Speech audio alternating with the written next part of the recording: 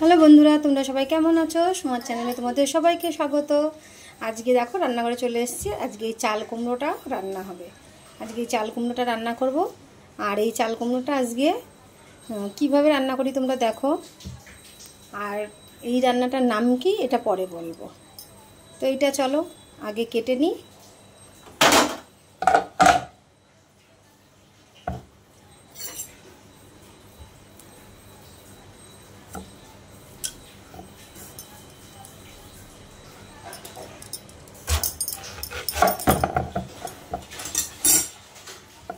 আমি দুই ভাগ করে নিয়েছি।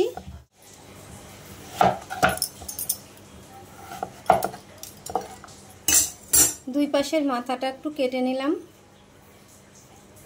নিয়ে আমি এইভাবে খোসাগুলোকে ছাড়িয়ে নেব।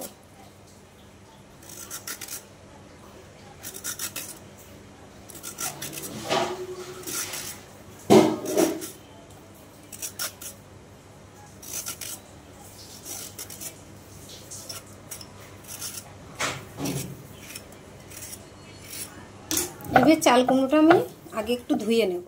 চাল কুমড়োটা আমি ধুয়ে নিয়েছি। এখন আমি এইভাবে পিস পিস করে নেব।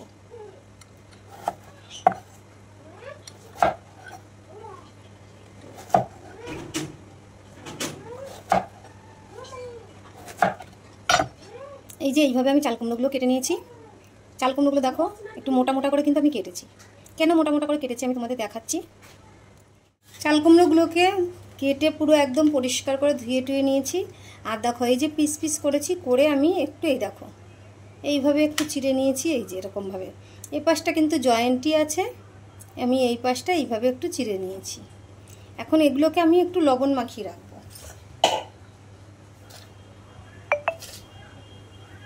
আমি পরিমাণ মতন একটু লবণ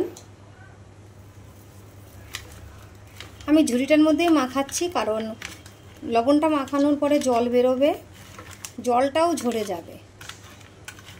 ঝুড়িতে রাখলে জলটা ভালোভাবে নিচে পড়ে যাবে আর এগুলো জলটা সুন্দর ঝরে যাবে। সেই জন্য আমি ঝুড়িতে করেই মাখাচ্ছি।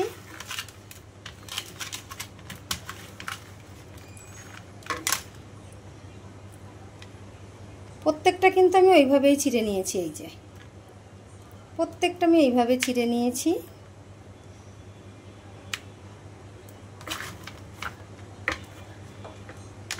তো এটা 10 মিনিট এইভাবে থাক। এইভাবে থাকলে লবণটাও ভেতরে ঢুকে যাবে আর একটু জলও ঝরে যাবে, এটা জল বেরিয়ে নরম হয়ে যাবে। তখন এখানে দেখো আমি একটা ব্যাটার বানিয়ে নেব। তার জন্য এখানে কর্নফ্লাওয়ার নিয়ে নিয়েছি আর নিয়ে নেব বেশ খানিকটা সুজি দেবো এর মধ্যে।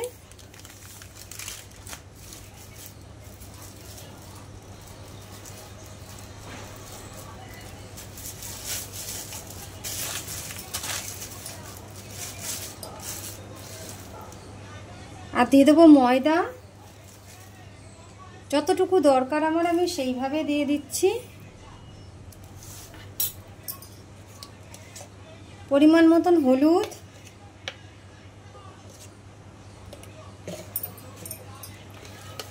পরিমাণ মতন লবণ,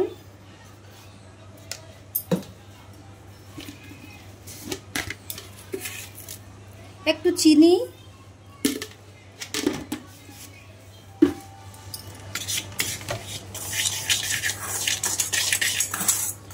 একটু ভালো করে মিশিয়ে নিলাম। নিয়ে আমি একটু জল দিয়ে দেবো।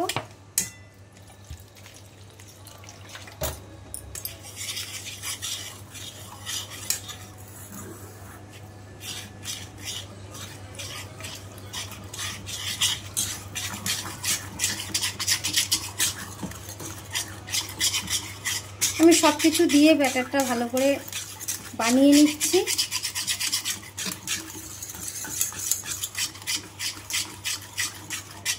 এরকমই ঠিক আছে, এর থেকে বেশি পাতলার দরকার নেই। এদিকে ব্যাটারটা তো খুব সুন্দর করে বানিয়ে নিয়েছি আমি। দেখো একদম এরকম ঘন করে, পাতলা করলে কিন্তু হবে না, এরকমই ঘনই করতে হবে। তো এটাকে এবার সাইডে রেখে দেবো। আর এখানে এই দেখো আমি সর্ষে আর কাঁচা লঙ্কা বেটে নিয়েছি। এরকম শুকনো করেই কিন্তু বেটে নিতে হবে। ঝালটা কিন্তু যে যেমন ঝাল খাও সেরকম দেবে, কারণ ঝালটা তো যার যার পছন্দ মতন। আমি অল্প সামান্য একটু লবণ দিচ্ছি, কারণ সব কিছুতেই লবণ দিয়েছি, সেই বুঝেই লবণটা দিতে হবে। এখানে আমি অল্প করে একটু লবণ দিয়ে দিলাম। লবণটা দিয়ে আমি মশলাটার সাথে একটু ভালো করে মাখিয়ে নিচ্ছি।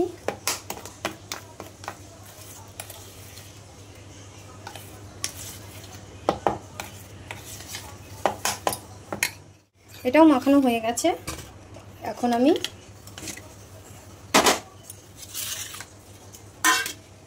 দেখো কতটা জল, লবণ দিয়ে মাখিয়ে রেখেছি, সেই জন্য অনেকটাই জল ঝরে গেছে। এবার এই যে একটু এইভাবে চিপে জলটা ঝরিয়ে নিতে হবে। এই যে এরকমভাবে চিপলে জলটা পড়ে যাচ্ছে অনেকটা।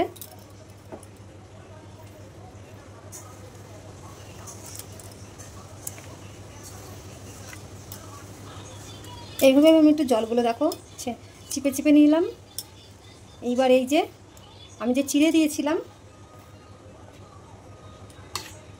এইখানে আমি এই মশলাটা ভরে দেবো। এইভাবে কিন্তু এই রেসিপিটা দারুণ লাগে খেতে, গরম গরম ভাতের সাথে খেতে যা লাগে না। এই দেখো আমি এইভাবে মশলাটা দিয়ে দিলাম।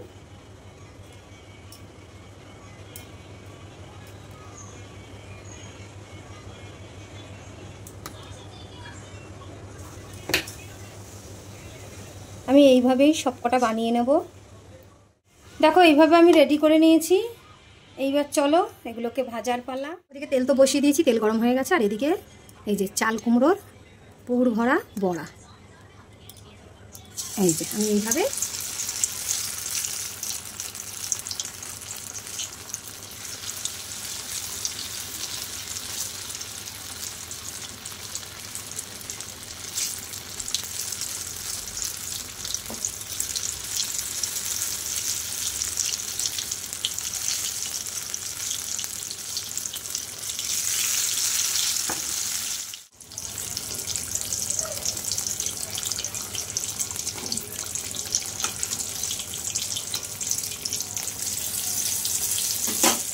বড়াগুলো ভাজা হয়ে গেছে, আমি তুলে নিচ্ছি।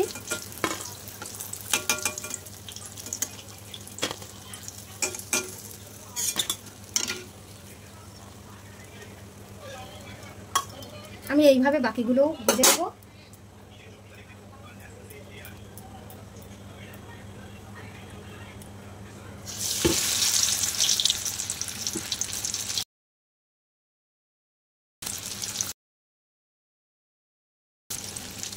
চাল কুমড়োর পুর ভরা বড়া রেডি, দেখো একদম। আর এই বড়াগুলো যে গরম ভাতের সাথে খেতে যে কি মজা, তোমরা যদি খেয়ে থাকো জানবে এইভাবে করে। আর যদি না খেয়ে থাকো অবশ্যই এইভাবে একবার বানিয়ে খেয়ে দেখো।